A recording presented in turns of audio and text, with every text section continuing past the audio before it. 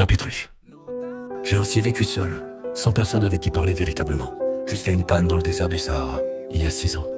Quelque chose s'était cassé dans mon moteur et comme je n'avais avec moi ni mécanicien ni passager, je me préparais à essayer de réussir tout seul une réparation difficile. C'était pour moi une question de vie ou de mort.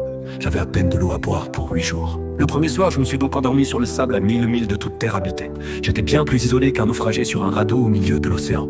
Alors vous imaginez ma surprise au lever du jour quand une drôle de petite voix m'a réveillé. Elle disait « S'il vous plaît, dessine-moi un mouton. Hein?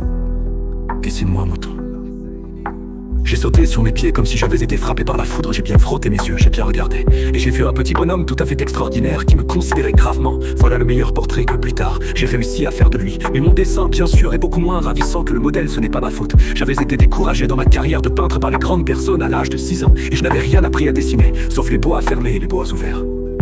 Je regardais donc cette apparition avec des yeux tout ronds d'étonnement. N'oubliez pas que je me trouvais à 1000 milles de toute région habitée.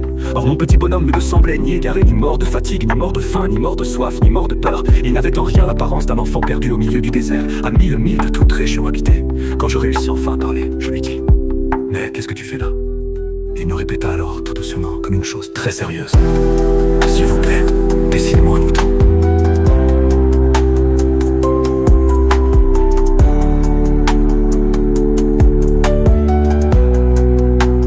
Est trop impressionnant, on n'ose pas désobéir.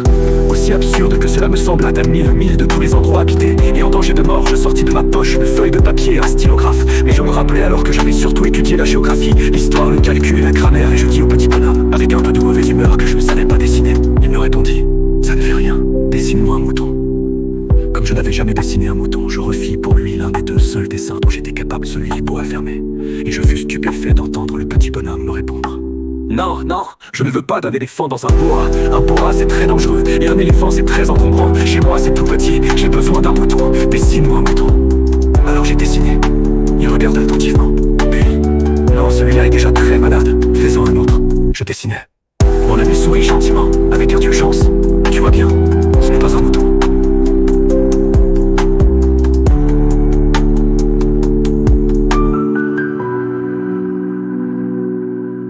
Mon ami sourit, gentiment, avec indulgence.